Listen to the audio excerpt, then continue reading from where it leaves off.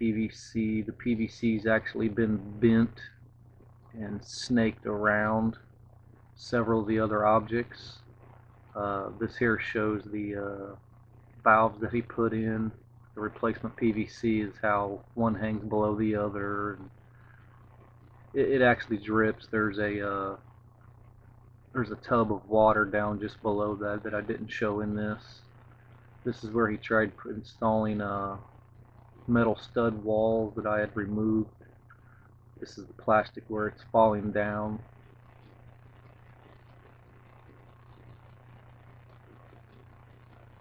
There's another one of the 4x4s. You really can't see, it's in the dark, tucked up behind the ductwork, but it's another 4x4 holding up the other floor joists. This is where he attempted to build a wall when he removed the existing studs. The house had settled almost 1/4 of an inch lower. This wall here, as you can see, isn't even touching the ceiling of joists above it. And this is where he removed the existing 6x6 and has replaced it with two 2x4s nailed together with gaps in between the two. As I go down here, you can see some of the gaps in between the two. Old nails, some of the plastic hanging down behind it. I just really don't see how this could support where there was a 6x6 any of the major.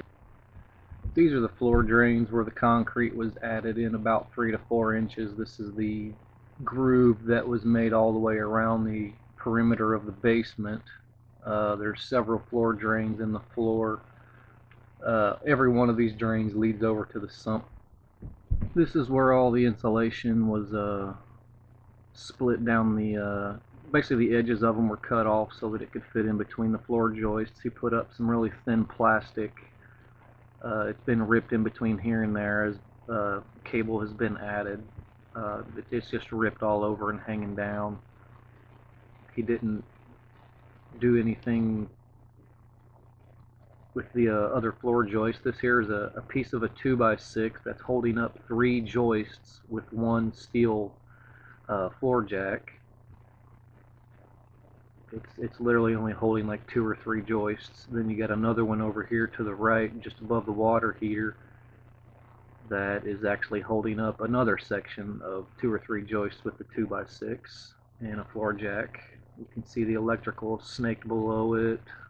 There's been electrical snaked in between the all the heating and ductwork. This is the sump pit that he has broken several pieces of concrete out from around it, was intending to replace it.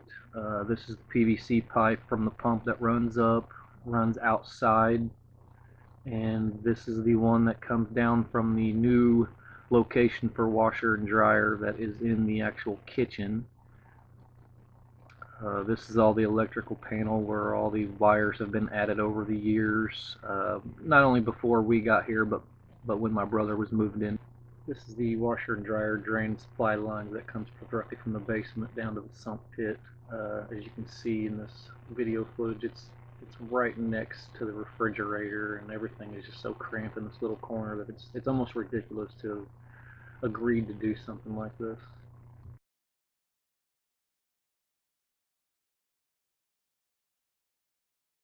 Sump pump PVC that runs from the back of the house all the way to the backyard to a little, I guess, pit where it constantly stinks of just rotten sewage water.